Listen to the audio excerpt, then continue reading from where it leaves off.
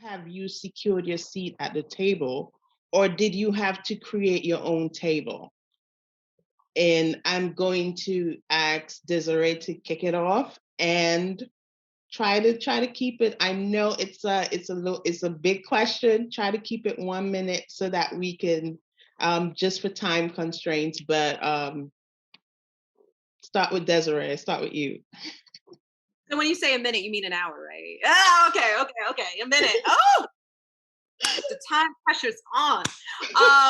I love this question, and actually, I'm a panelist for a show called Brooklyn Savvy TV, and I remember one of our guests, a very senior level woman, accomplished, established. She said, "If it's not your time, it's okay. Create, prepare, and wait.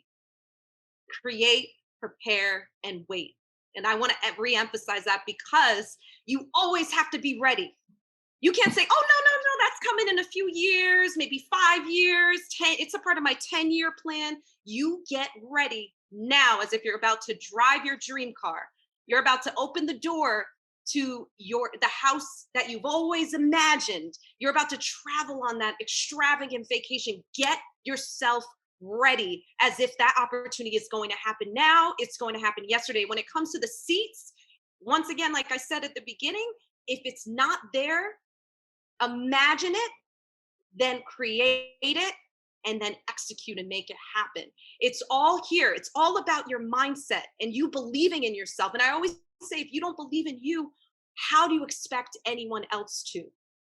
If you don't feel that that space is worthy of you, another point is someone else is going to take it, right? So don't give up your seat too quick because someone else is so ready to sit down in it. So my basic recommendation that I live and breathe on is create, prepare, and wait, and get ready because your time is now. That was awesome. Less That than a minute. was okay. Who wants to follow after that? You can follow anyone that you can follow after that. Well, I'll go. I created my own table. I created my own table. I created my own seats. I didn't wait for anybody to tell me that I could. And, you know, Desiree kind of hit it on the head, create, prepare, wait. Only thing is, I didn't wait. I created, I prepared, and I did all at the same time simultaneously. I put myself out there. I made mistakes. I learned. I reached out for mentorship and coaching, and I researched because I knew that what I wanted to do and what I needed to do was powerful. I knew that it was a calling. I knew that it was something that needed to happen on my destiny plan that everybody has. And I went for it. And I had a lot of people telling me, "Oh, girl, you're crazy. You can't do that. Who told you? What made you an expert?" The person who created PhDs gave themselves the first PhD. They didn't wait. They didn't say, "Hey." So I decided that in a field of where everybody is saying, "I can coach you, I can be a consultant," I created something that I knew had value, more value than what all the other business coaches and consultants were having. And I put it out there and it caught on like wildfire. It caught on because people understood that if they don't have basic knowledge, they're not going to be able to create their own seats, let alone pull up to somebody else's table and grab a seat.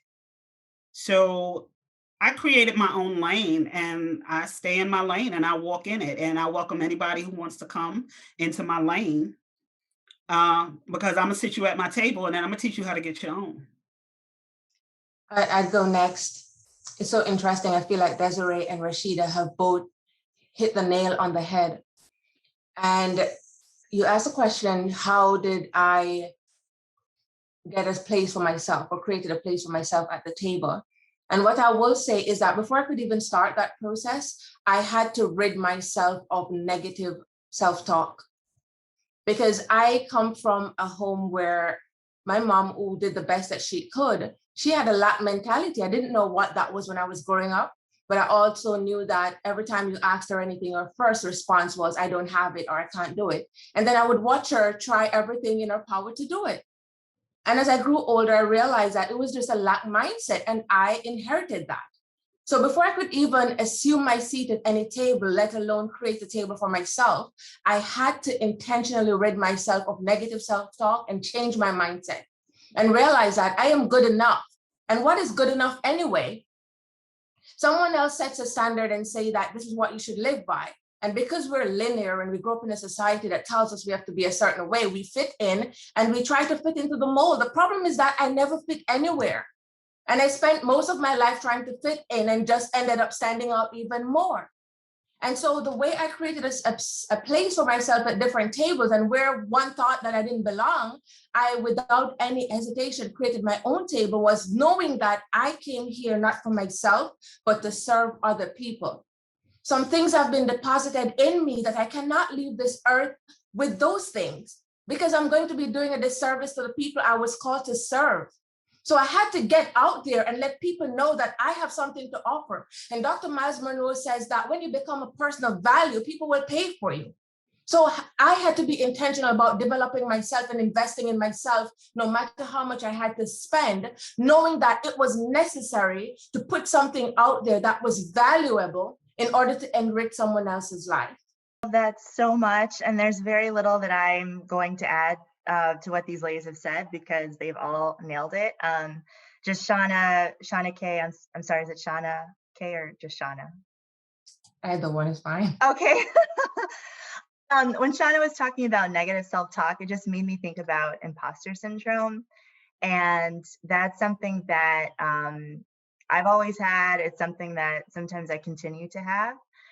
But somebody taught me something so valuable, and that was, you don't have to actually totally feel like you have to come in and 100% transform someone's life. It can be as little bit, as little as a mini transformation. So something that helps them be a little bit better than they were yesterday or than they were last year. And that mini transformation can lead to, bigger realizations and all of those things that they can have. So don't think that you have to come in and wave some sort of magic wand. Like, your gifts are enough. Your God-given gifts and talents are enough. And know that those definitely have an impact on the people who you serve. I agree with everything that the ladies have said. I think for me, similar to Desiree, create, plan, prepare. I prepared, I created, I was ready. So I didn't have to build the table. It presented itself to me, and there was no one there. And so I claimed it, right? So I didn't have to build it. It was just the opportunities laid itself in front of me. I was like, well, of course, I can be the person who trains your staff and make that happen. I can come in and be your angel in the outfield to get your staff to be at the level of service that you need them to be at. Because I'm real clear on my code switching. I can have a really great come to Jesus talk with the staff and have a very eloquent conversation with the general manager, right? It's whatever needs to happen. I'm very clear that the different languages I speak are urban, uptown, and Brooklyn hood rat, if necessary, because if the situation calls for it, that's what you have to do. So preparing yourself, what they're saying now, be ready so you don't have to get ready. I prepared, I was ready. And when the opportunity presented itself and no one else around claimed it, I claimed it as my own. Molly, may I add on before we go to the next, just really quick, because I'm just super fired up right now.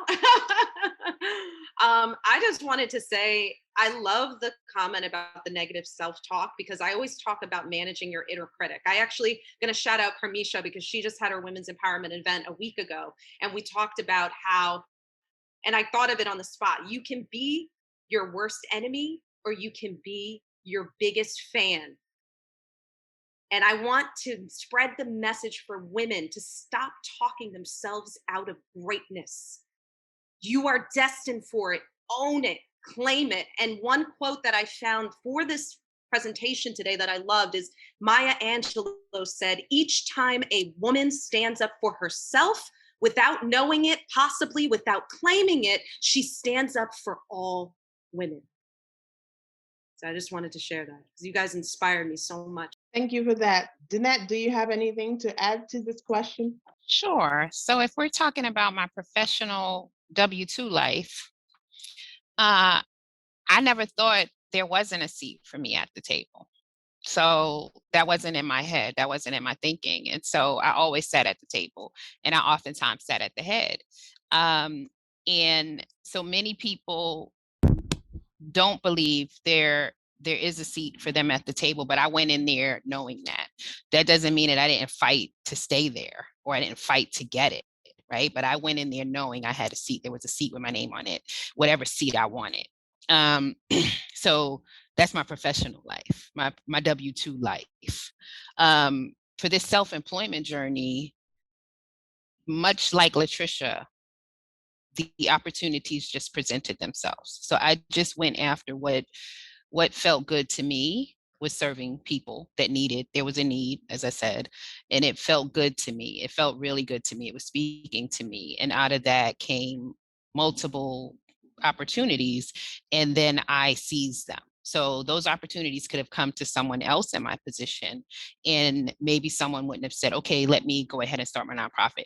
Let me go ahead and start this LLC. Let me go ahead and sit down with these people and talk about this. Let me go ahead and get this grant funding. And so I think part of it, a lot of it is definitely mindset, right? So my mindset coming in was I can have anything I wanted. And everything that I wanted professionally, I got. W-2 life. This life now, this new life, I don't know what I want, right? I want to continue to work in my purpose and my mission of helping people. So bottom line is we increase workplace representation of marginalized and BIPOC individuals. And all of my work does that, right? But workplace representation is however you define that. If that's W-2 employment, hey, that's great for you. If that is self-employment, right? So it is increasing our representation. And everything I do does that, whether it is this corporation asked me to come speak to their staff, whether it is I sit and do, I'm not a coach. I made the list of most innovative career coaches of 2020 by the Business Insider. They call me a coach. I am not a coach. I'm a strategist. So, but other people may not have seized those opportunities, right? And so that's the one thing I'll say. Like, I love that Latricia says these opportunities presented themselves. They came to her and she jumped on them.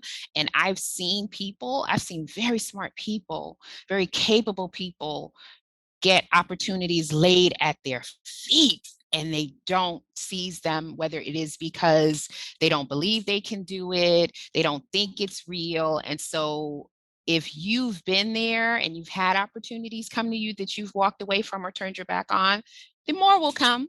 Just don't do it again.